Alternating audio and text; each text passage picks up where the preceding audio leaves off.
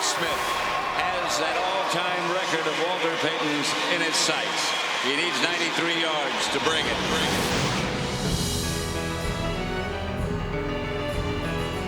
History is a shadow, difficult to ignore, even harder to escape. You can't run around it. You can't run from it. The best you can do is run with it. He desperately wants this record. He needs 80 more. I represent a fraternity of an elite group. When you look at a lot of running backs, a lot of us have a lot of similarities and a lot of instinctive things and a lot of visionary things. But I think when you really get down to the nook and cranny, it's something inside you that really have to propel you to do your job the best that you possibly can. He's 38 yards away. There's gonna be shots out there that people are gonna take on you. But when you get back up and you take the best that they have, and you get back and shake somebody down and make somebody miss and go to the end zone, they be like, this guy's gonna keep coming all day. Give me an update.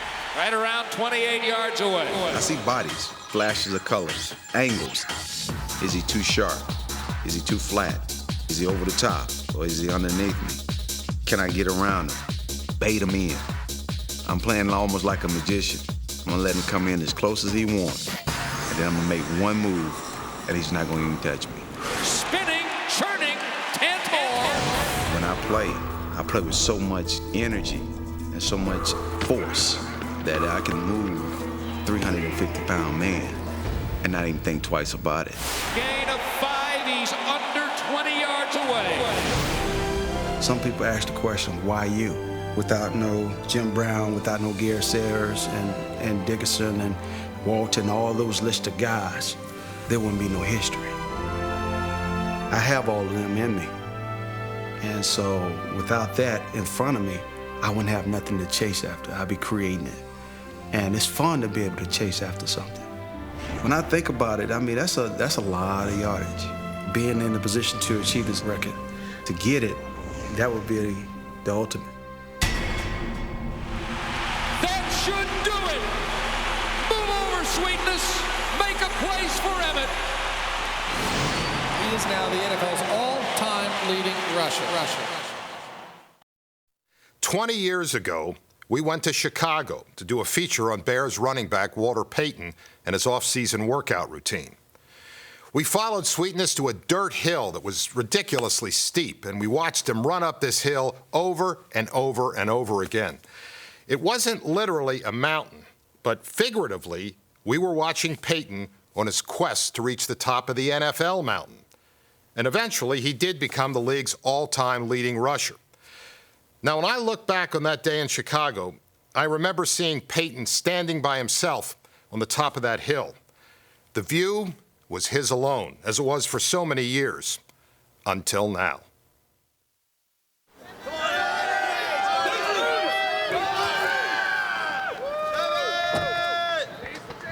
Game day, look good, feel good, play good.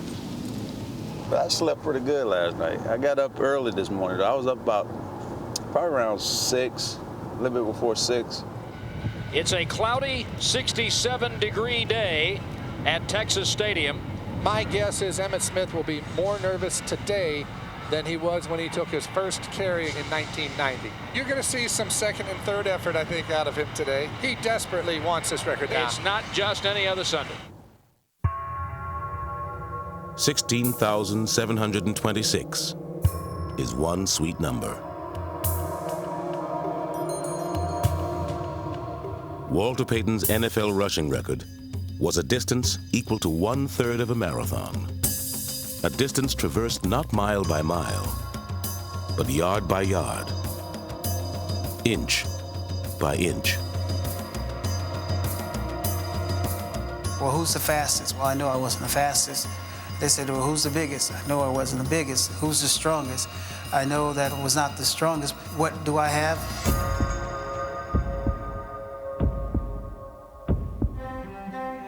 Walter Payton will always be remembered for his heart, as will his successor. Such is the significance of the game's most revered record. To break it is to climb football's Mount Everest. As much as speed, talent, and skill, the all-time rushing record is a measure of survival, endurance, and will. The hardest thing in the world to do is to have a consistent career and do what you do on a consistent basis for a long period of time. To me, that's what defines a true player. From the time he was a schoolboy legend in Pensacola, Florida, consistency has been Emmitt Smith's hallmark. He rushed for over 8,800 yards and scored 106 touchdowns at Escambia High School, entering the University of Florida, the most celebrated recruit in school history.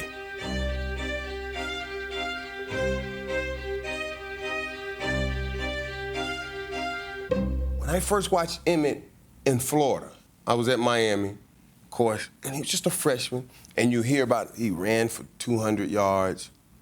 I was like, let me watch this young fella. And you'll watch him, and first it looked like he was walking. It looked like he wasn't even running fast. I was like, man, how is he getting 200 yards? He's getting 200 yards a game I watch. But it looked like he could barely run. I really didn't think he'll be fast enough for the NFL. Emmitt set 58 school records in just 3 seasons at Florida. But he was passed over by 16 teams in the first round of the NFL draft. Emmitt was sliding because of a lack of speed. And a lot of NFL teams are going to let him slide right on through because of that speed. Everybody wants the fast back.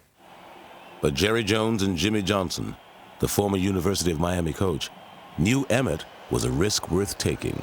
Jimmy and his staff had recruited Emmitt Smith. They had played against Emmitt Smith.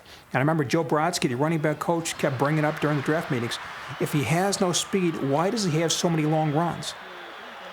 We'd been looking for days at what Emmitt had done at every level, the junior high level, high school level, and then, of course, what he had done at Florida. And his production just blew you away. So did his clothing in his first official appearance as a Dallas Cowboy. That was the ugliest suit I had ever seen. Michael could have got away with it. Emmitt kind of got away with it. But that's the first thing I thought was, oh my, I hope this isn't a portent of things to come. Do my job, catch the ball, ease a little bit of pressure off Troy, and just do my job.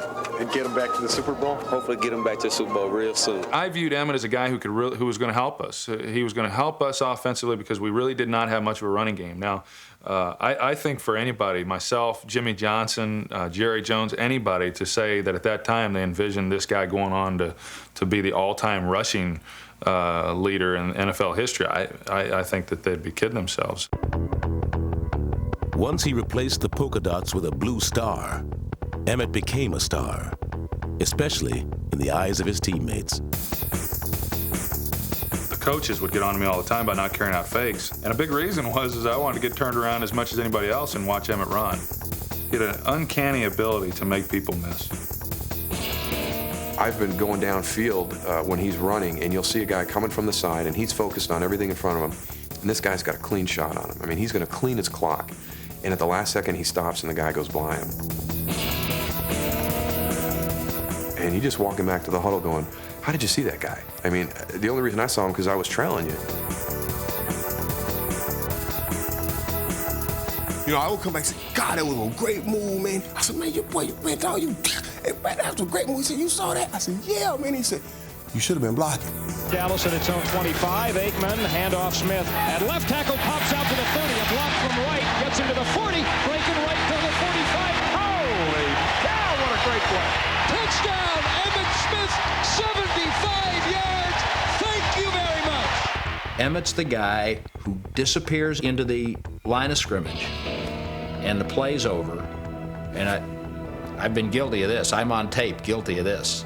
Emmitt disappears off tackle, and everything stops. Except it doesn't quite stop. Gets it. Oh, he's still going. Oh, he's going to score. Oh, absolutely ridiculous. As a runner, I can do a lot of things. I can run you over. I can shake you down. I can run around you. I can go through you if I had to. There are guys that's faster. There are guys that's stronger. But there's no one better than Emmitt. And you know how? You know what? Because like I say, even when I watched him, I was like, so what's so special about him? He makes it look like it's nothing, but it's really everything. No doubt about it. He's born to run. Coming left, falls down, gets back up to the 1, to the goal line. Touchdown, Emmitt Smith. Aikman handoff, Smith up the middle, breaks a tackle. Emmitt Smith breaking a beheading tackle. Touchdown, Cowboys. I guess I don't have the prototype physique of a true athlete, I guess, whatever that may be. So bogus, so full of, you know what I'm saying. When you look at a player, you gotta look at a player's heart and how hard he plays the game.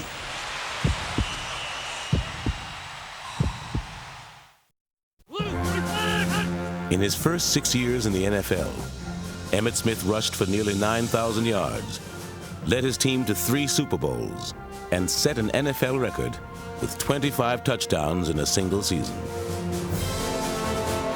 Hand off, Emmitt Smith up the middle, running 25, 30. One tackle to break, he does. 25, 20. Race to the end zone, to the 10, to the 5. Touchdown, Cowboys. Some observers felt it came too easily. Emmitt's accomplishments, they said, were more a byproduct of his playing on the best team in football than a reflection of his talents. He's got the 25, he's got the 20, he's got the 10, he's got the touchdown, and he's got the NFL rushing championship for the 2nd year in a row. Emmitt's remarkable productivity, his trademark since high school, failed to impress his critics. He could never do enough. He could win NFL MVP awards, he could win 3 Super Bowls, he could win a Super Bowl MVP award, and still people would say, well, Barry Sanders would have done the same thing. The most exciting running back in the NFL at that time was Barry Sanders. You know, the things that he was able to do as a runner, changing direction, making people miss, was fun to watch.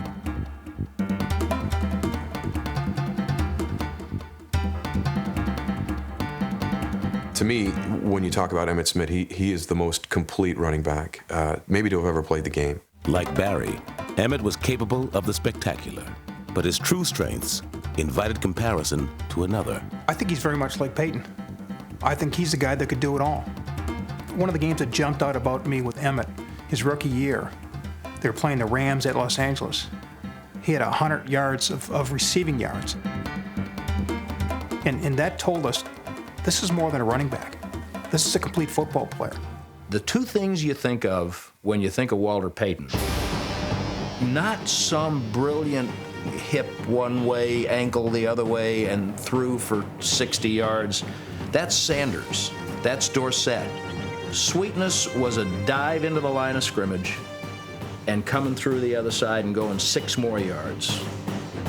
That was Payton, and that's Emmitt Smith.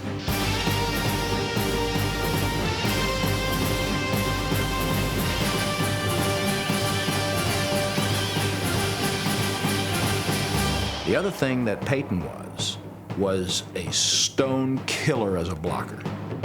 I've been doing this in this league 25 years. I haven't seen a back get that kind of rushing load, block like Peyton, except Emmitt Smith. Ooh, I think the most amazing thing I saw Emmitt do is he made a block on a safety against Chicago years ago. We were playing at Soldier Field. And the guy came out on a blitz, and Emmitt picked him up on the blitz and sent him back. He was better in pass protection than I was. He shot quite a few people. He had this way of just uncoiling on people and getting right up under their chins and standing them up. Like Peyton, Emmitt was not only his offense's first option, but also its last line of defense. He never came off the field like Barry Sanders did. He was the best 1st and 2nd down back. He was the best blitz pickup guy. He was the best receiver out of the backfield, the best goal line running back. He get hit on every single play at least once.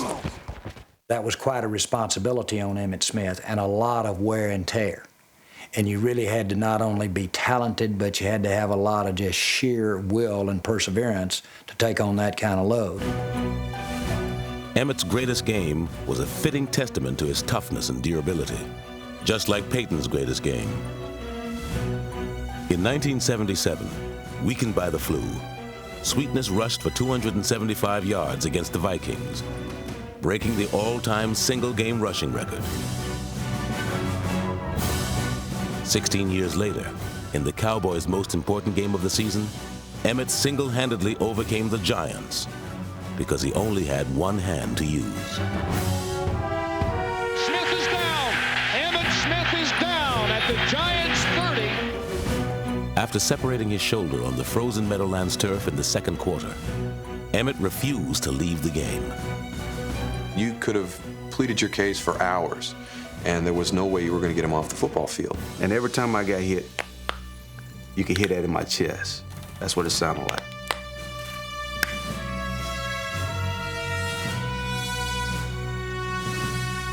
I'm sitting out on the football field. I'm in the huddle saying to myself, no pain, no pain. I'm just talking to myself, no pain. And tears are rolling out my eyes. I'm just trying to convince myself there's no pain, but I'm feeling all the pain. Determined to give his team home field advantage in the playoffs, Emmitt played on. By game's end, the Cowboys had given him the ball on 42 of their 70 offensive plays. You'll never forget the day Emmitt Smith ran 32 times for 170 yards and caught 10 balls for 62 and did most of it with one arm. He stood up and played. And I mean, he just played and played and played. Man, I've never seen a performance like that. That, to me, was the defining moment of Emmitt Smith. The toughness, the competitiveness, the ability to just will himself to give us a chance to win, and we kicked the field goal in that game to give us home field advantage. 4 weeks later, the Cowboys were playing in their second straight Super Bowl. Super Bowl 28, we were haphazardly playing the first half of the Super Bowl and went into the locker room down 13-6. We came out in the second half, and I'll never forget, it was a vintage Dallas Cowboys Emmitt Smith drive. Actually, it wasn't vintage because we didn't throw it very much. Norv Turner called Emmitt's number 7 times in a row.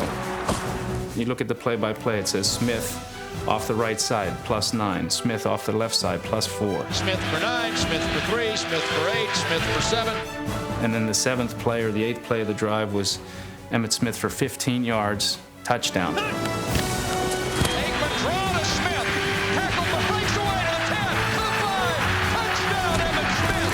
Hit in the backfield. He was going to go down. Most back, almost all backs would have gone down.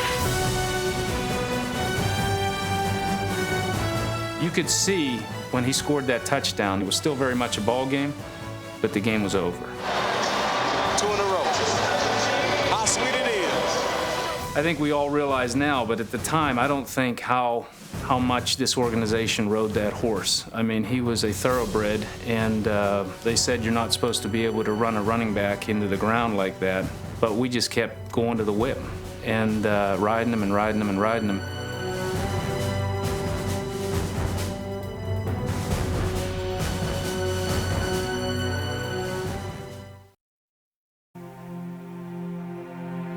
In football, success is never individual. In Dallas, Emmitt Smith comprised just 1/3 of perhaps the greatest trio in pro football history. Well, I think it's pretty remarkable that in 3 consecutive drafts, the Cowboys took a wide receiver better than Drew Pearson, a quarterback better than Roger Staubach, and a running back better than Tony Dorsett. I know at one point in '99, the Cowboys were 83-18 when they had all 3 of them, and 13-15 when any one of them was missing. The triplets was probably something that I took as much pride in as anything. We were all 3 looking for our own little niche. We were all looking for team success, but we were all trying to find our own identity and to have our own individual success along the way. And we were able to do that. And we not only were able to do it, but we were able to do it together. We all really needed each other. Me and Michael always wanted to be the last ones out. And when we come out of there, out of the tunnel, we always remind each other, make plays, make plays. You and I, deuce in 88. Psh, psh. Let's do it. That was our attitude. Oh, you got butterflies on this. That's big, right? It is big. It's awfully bright out here. Oh, yeah. A lot of damn people, huh? it's almost a perfect fit. Because Troy way over here, conservative, quiet, like Emmitt's kind of in the middle, and I was way over there, you know? And I think when we got together, it just mashed well. Michael was the soul, Troy was the mind, and Emmitt was the body. And we rode that body a long, long way. By the mid-90s, observers were beginning to wonder just how far that body could ride. The number, 16,726. What's that mean? Unbelievable. Unbelievable. That's all I can say about that. Unbelievable. It's so far out there. I mean. Yeah, but now people are talking about you, you know, closing in on that record. I got to be a very blessed man in order to get that record there, but. That is a number that I wrote down in 1990, and that is a number that I knew was going to take longevity in order to get it. At the top, where where Walter Payton and Dorsett and those guys are, I got to be up there with those guys before I consider be great. In his first 12 seasons at football's most punishing position, Emmitt missed only 4 games with injuries. But in '97, the constant pounding began to take its toll. While Barry Sanders rushed for over 2,000 yards, Emmitt finished with barely 1,000 in the worst season of his career. As a running back, as soon as you start approaching 30, that's when they say, hey, you know, your legs are gone, you can't run anymore. And anytime Emmitt had a difficult game, then people were always quick to say, well, he's finished. Hey, Emmitt, just keep running, man. That's all you can do. That's all you can do is just keep running. A lot of people for a long time wrote about the fact that Emmitt was done. He was never going to get Walter Payton's rushing record. He wasn't going to be the best back on his team much longer, and may not have been then. On a Monday night in Chicago, Emmitt came face-to-face with his football mortality. Late in the fourth quarter, on Walter Payton's former home field, Emmitt dove over the top on a play fake. But he landed awkwardly on his neck, temporarily losing feeling on his left side. After arriving in the locker room, he received encouragement from an unexpected visitor. I got a visit from Walter Payton. He came down. He came down out of his stands while I was hurt.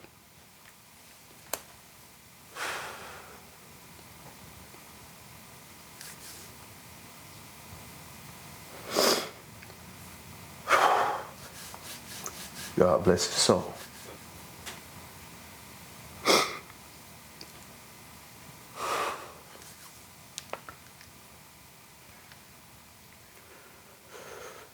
He was there,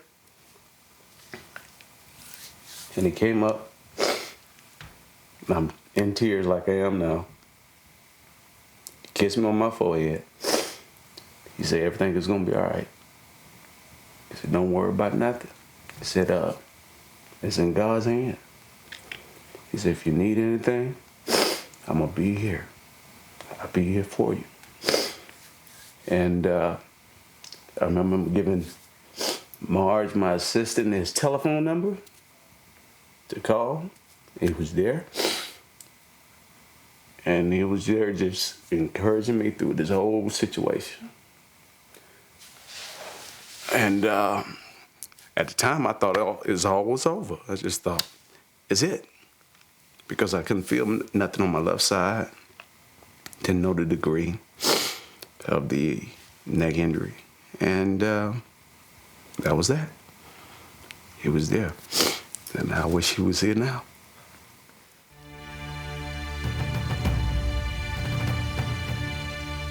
When Payton died of cancer in 1999, all of football honored him.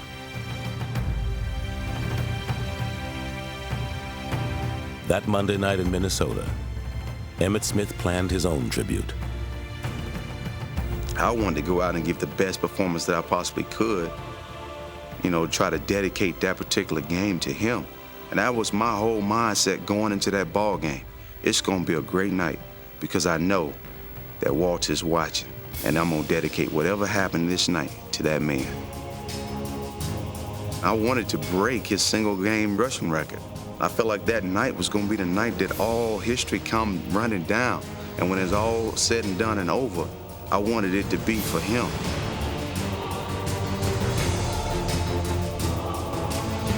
What a run by Emmitt Smith. What a run by Emmitt Smith. 63 yards. Carrying a defender into the end zone on his longest touchdown in 6 years, Emmitt broke his hand. I didn't realize I broke it. I said to one of the guys, I think I done tore a ligament in my hand.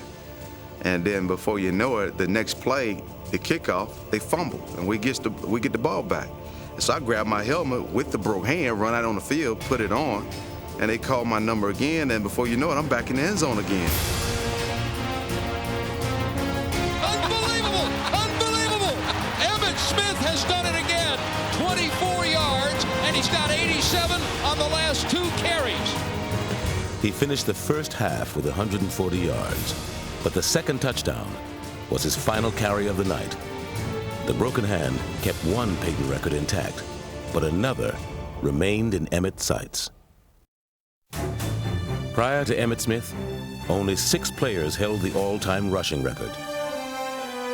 From 1932 to 1962, it was passed from the Redskins' Cliff Battles to the Packers' Clark Hinkle, to the Eagles' Steve Van Buren, and the 49ers and Colts' Joe Perry.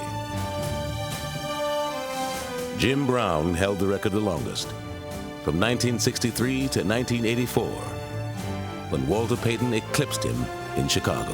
McKinnon lines up wing to the right, high formation, quick pitch to Walter, looking for the record, cuts back, he's got it, he's out of it at 25 to the 26-yard line. Walter Payton becomes the National Football League all-time leading rusher, surpassing Jim Brown on his second carry here in the second half, and that's the equivalent to Hank Aaron breaking Babe Ruth's all-time home run record. And listen to the standing ovation. By the late 90s, Sweetness had identified 2 candidates worthy of carrying the torch. I recall Walter telling me, he says, 2 people that I believe in the National Football League that has an opportunity to get that record. Barry Sanders and you. So y'all are the only 2 people I believe that can get it. And I want to see y'all get it. And I'm like, okay. That fueled me more to go after it. In 1998, Barry Sanders retired. Emmitt, however, kept on running. Smith stops, reverses field right. Now cuts north-south. Highlight film touchdown for Emmitt Smith. If you look at the history of backs over 30 gaining yards, it's the big backs. Franco Harris, John Riggins, John Henry Johnson. Small backs have a shorter lifespan in the NFL. The wall's generally 29. Emmitt exploded to the wall. Emmitt's been a good back into his 30s. He's a cross between the Energizer Bunny and the little engine that could. All you need to do is give him a little bit of coal, and he keeps chugging up that hill. At an age when most running backs are winding down, Emmitt kept going and going. As he revved up for one last run with history, Emmitt kept a promise to the legend he was chasing. When Walter was sick, we had conversations and over the phone, and in one conversation I recalled him saying, one thing I want you to do for me is call my son Jared, talk to him, and try to keep him uplifted, and try to make sure that he's on the right track, and don't let him get down. The first time I met Emmitt was at a golf tournament in Miami. And I met him and everything. We was just talking about his father, talking about how he was doing at Miami University, how things was going at the time. And he just blurted out and just said, man, you remind me of my father so much. I mean, it kind of scared me a little bit because the things that he was saying to me is some things that my dad would say to me. Just sitting there having a conversation and talking to him about just life, just trying to get an understanding of where he's at and how he was doing since the death of his father and so forth, was a good conversation. I think my dad saw a lot of himself in Emmitt, And I do too. I mean, growing up now and being 21, I see it a lot. I think the spirit of sweetness is like everything that my dad stood for. That is a beautiful trophy, and that's going to look very well on my mantle. When we sat down and talked about giving this award, and he came up, it wasn't that he came up because he was about to break the record. It just became up because of the kind of person he was.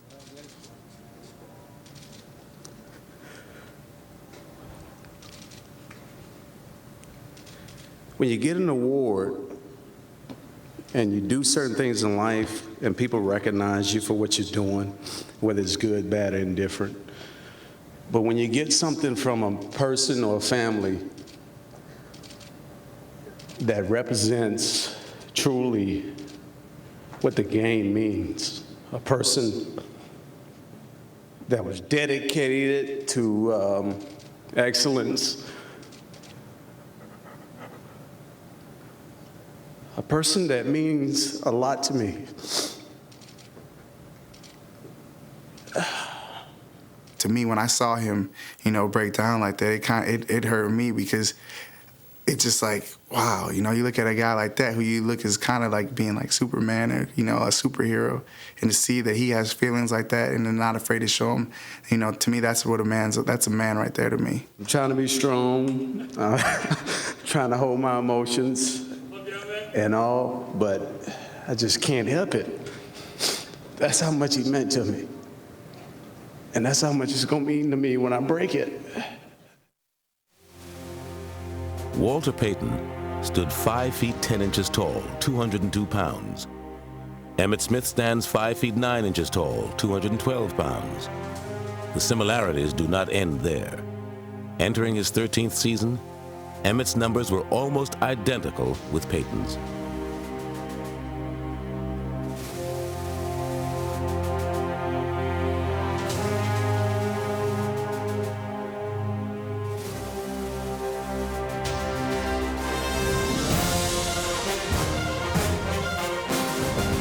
Needing 540 yards to pass Payton, he gained 447 in the Cowboys' first 7 games, leaving him 93 shy of the record. For me, I always wanted my dad to have the record. It was something that I never thought would be broken, to be honest. After Barry Sanders, got close, I was like, maybe, Emmitt might, but I didn't think he had enough years left in him. But if you take a 34 and switch it with that 22, you see a lot of the same little things. Maybe not the high step that my dad used to do, but it does. It actually feels right. It feels like it fits. I'm happy Barry did what he did. And I like Barry, I love Barry, and I think he's a great player. But if you don't want it bad, I don't want you to have it. It means that to Emmitt. He always wanted to be the best. What's up, love? Hi, how are you? I'm fine. How you doing this morning? Go get it, Emmitt. Thank you. Yep. You can have a hug. Thank you so much. Thank you. This is for you, and this card is for after today. Okay. Thank you. Y'all be good. All right, love. There you go. We'll see y'all later. Love you too. Be good. Get a lot of love from the fans of Dallas. Here's the paper for you. All right, thank you. I'll get that. Morning, gentlemen. The same old me, baby.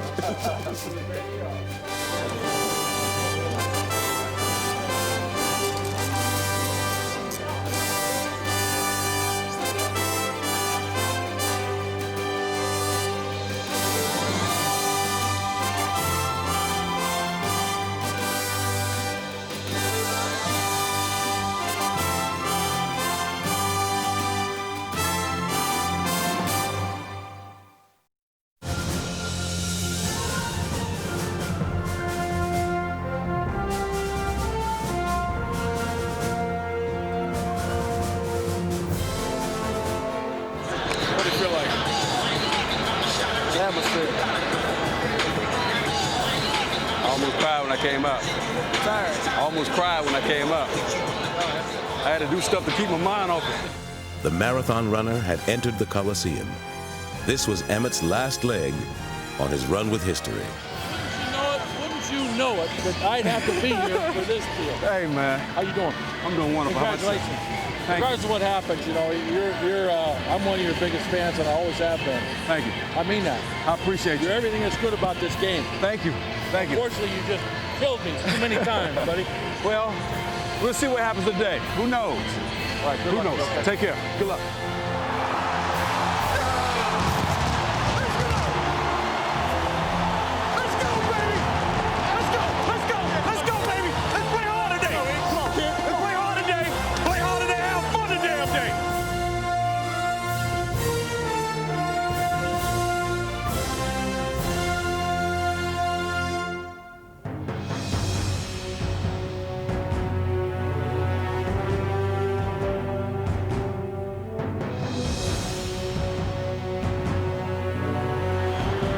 High formation, standard set.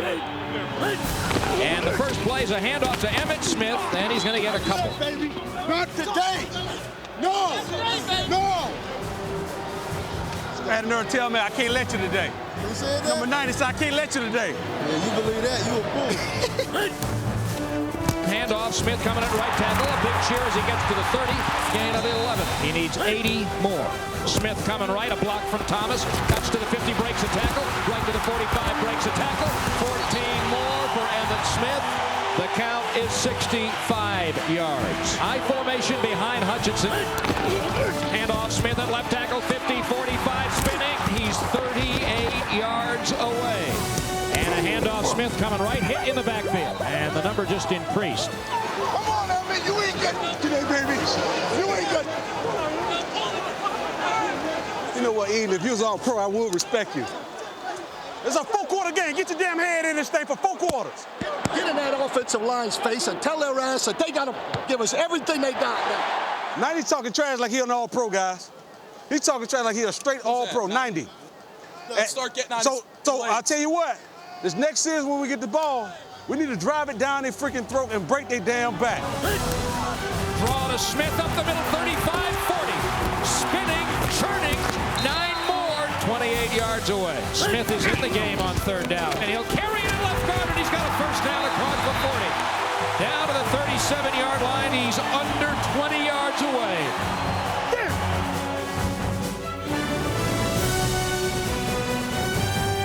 En route to his 75th 100-yard rushing day, Emmitt ran over, around, and through the Seattle Seahawks.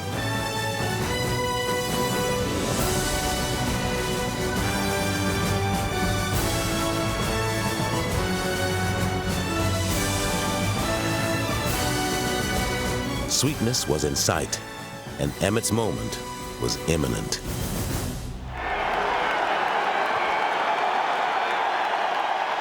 I'm going to say congratulations before all the hoopla starts. A long way from Pensacola. We're a long way from 13 yards, too. I know.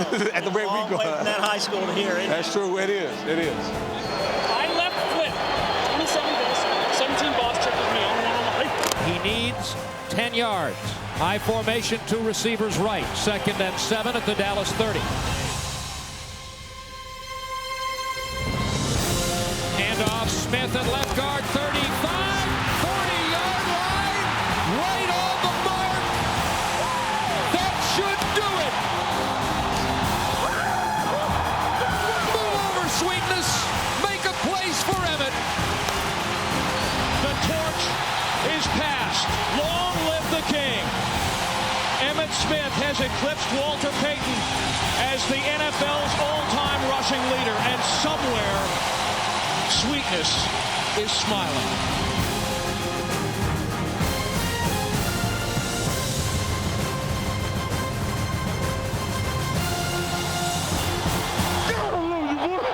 That's my dog. This is indescribable.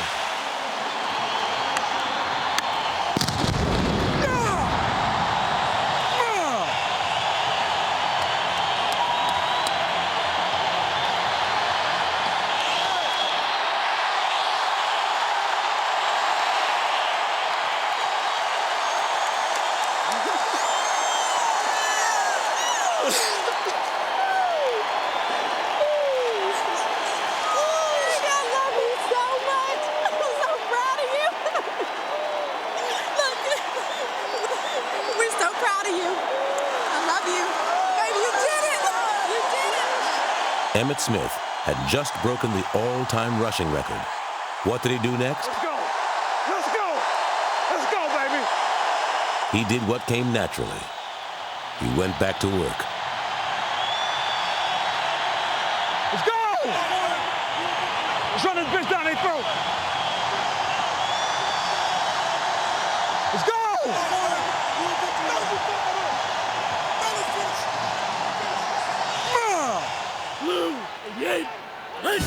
Out of the eye, handoff, Smith coming right 50, 45, a move to the 40, and down to the Seattle 38-yard line. First and goal from the 1. Crowd wants Emmitt to carry this. Handoff, Smith, diving, touchdown.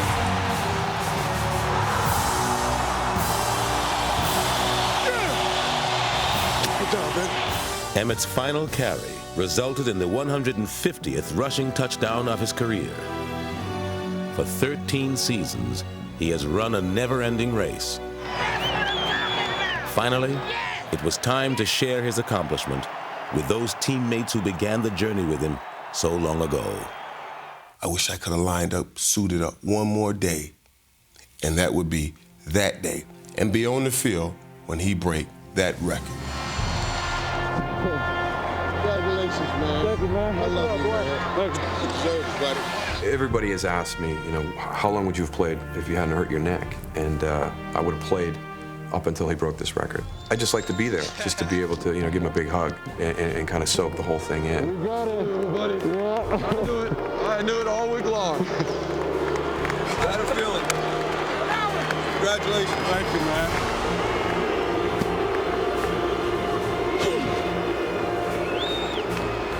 Glad I could be here. So happy I could be here. I wouldn't have missed this for anything.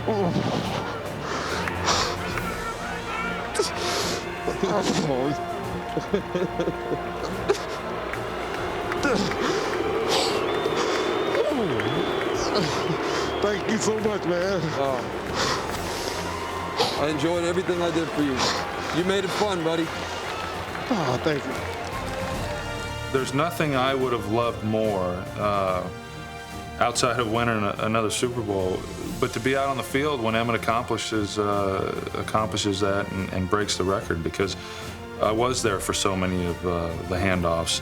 11 years of his career, I had the best seat in the house.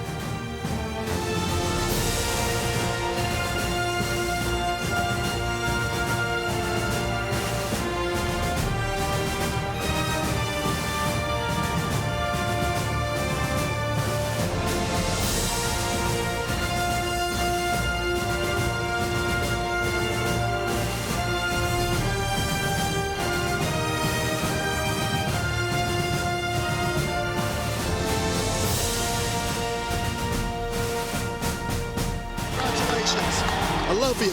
It's fabulous, unbelievable.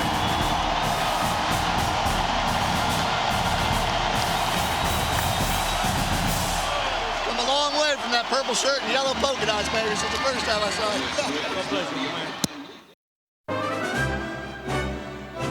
you. With his name and number stamped into history, Emmitt Smith was called back onto the field for a Texas-sized curtain call.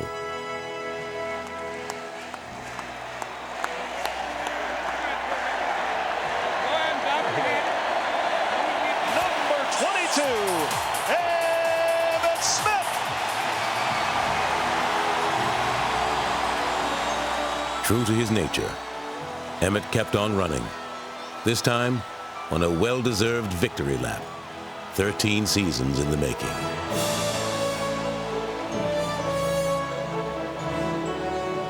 For you fans, this is about heart. This is about character. There's only one NFL rushing champion, and there's only one Emmitt Smith.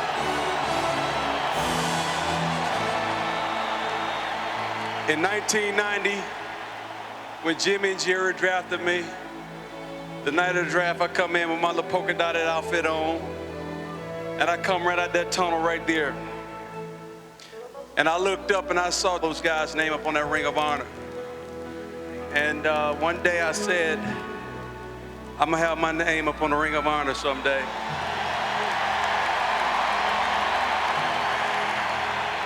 This is something that I think you deserve as well as myself. And I'm glad and I was very thrilled to have the opportunity to do it right here in Texas Stadium where God can look down on us this day. I don't think you have to worry about getting up in the Ring of Honor, but we can't make it happen right now. But what we can make happen right now is this right here.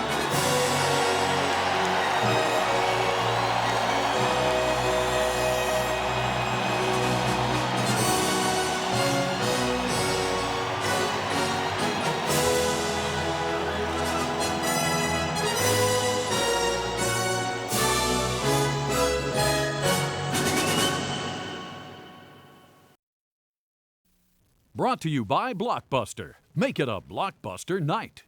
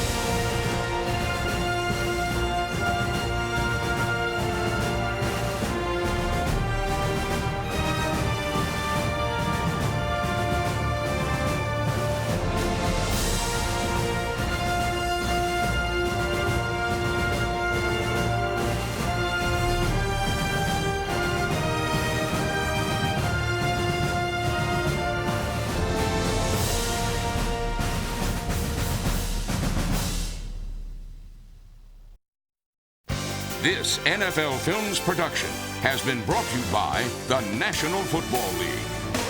The NFL is online at www.nfl.com.